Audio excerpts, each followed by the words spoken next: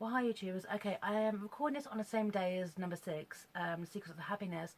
I'm uploading it obviously now a few days later because I've got a busy week ahead of me. And this is one I really want to talk about. This is book 7 of the Physics 5100 books. And it's The Red Shoe by Ursula Dubosarsky. And I apologise that's mispronounced, but this is interesting. Now, it's Australian fiction. Now, Australian fiction I always find quite surreal. Maybe because I'm from London and I don't know really much about Australia, besides the fact that it's massive. But I always find something very, very surreal about Australia. In fiction, in films and TV shows. Even mainstream films like Priscilla Queen of the Desert. I always found it quite surreal. These three guys on their venture across Australian outback. And things like Crocodile Dundee I find quite surreal. The film, The Picnic at Hanging Rock. That's a very, very surreal film. I even find soaps surreal. In the 80s in this country, a lot of imports. We've got a lot of Australian imports of TV shows.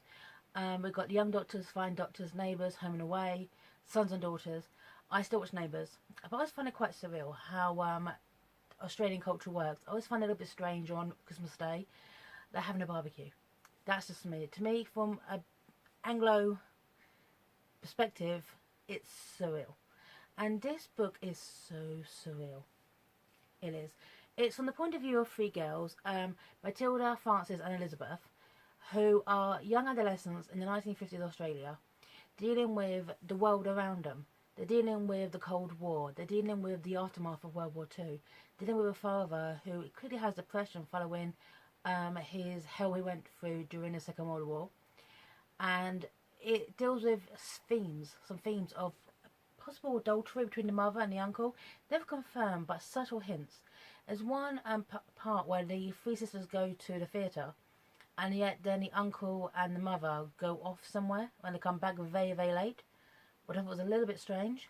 So, and the mother's crying, and so I was thinking they're having an affair. Then the father has a suicide attempt. It's a question if he survives or not.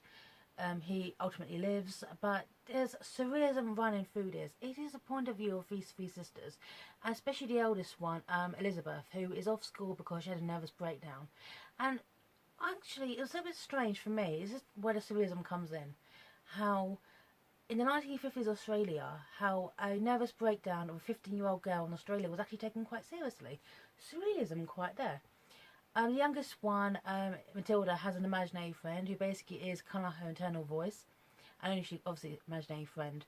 And due to, at the time, there's the Cold War going on and Russian spies, she suspects that the neighbours next door could be Russian, or say Russian spies. It's very, very surreal. One thing I will give this author, I was going to call it Ursula, credit to. What she's done is kind of throw the real world into this narrative. Now, in this book, she actually used real headlines to guide the story.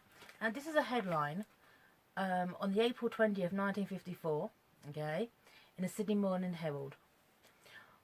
Officials drag Mrs. Pertlove into aircraft. Wild rush as car arrives about the Petrov affair. And the last day of show today about a children's show. Surrealism runs through this very, very, very effectively. So it's not very, very, very long read. It is literally 188 pages. I read this very, very quickly, and I enjoyed it. But there was some kind of sentiment about this. The way it's written as well is quite surreal. It's written from a child's point of view, so it's very, very kind of juvenile dialogue at times. Sometimes, especially with Matilda, she speaks more advanced than her own sisters do, yet at times she is a child. Once again, surrealism running through it. It's off. That is the way to describe this book. I really, really enjoyed it because I think this is a book that deserves to be read. But obviously, it's very, very adult themes running through a book, which are seen through the eyes of children who don't know how to cope with this. So it's interesting. So anyway, I'm going to put links of, obviously, what everyone, if anyone wants to, read it for themselves. I enjoyed it. And take care, YouTubers.